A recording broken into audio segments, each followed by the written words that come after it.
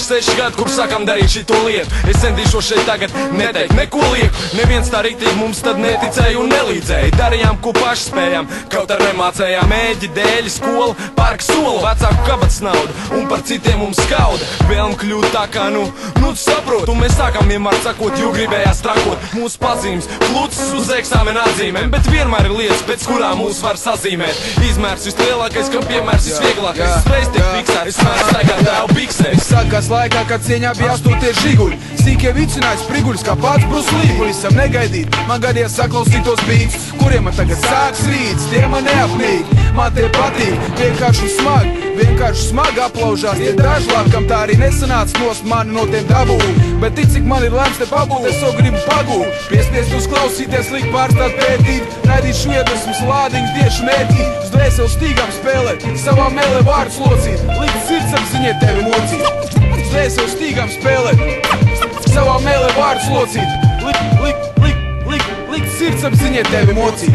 Make believe. Ja gribi zināt manu vārdu, es esmu AG, DJs, bet ja vajag, tad arī MC. Es sāku miksēt, kad man bija 13, bet to kā repot man iemācīja Latvian Beat. Ir pagājuši 10 gadi, es turpinu šīs lietas darīt, un priekš tiem, kas lieto ausis, man tagad tiešām ir ko pastāstīt. Hip hops nav bizness, te netiek pirkts un pārdots. Spēks nāk no sirds, to sajūt ritmā ieliek vārdos. Tas vai nu ir, vai nu nav veids, kā tu dzīvo.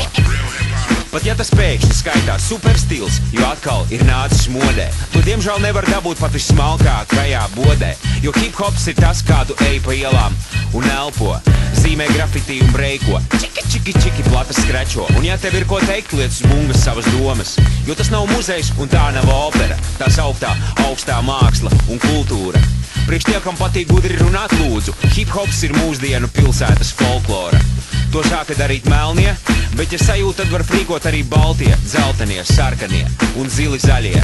Jo var jau būt, ka ritmu izgudroja Āfrikā, bet ja ar bungu sit, ar bungu piesit, bum čiki bum skan arī Latvijā.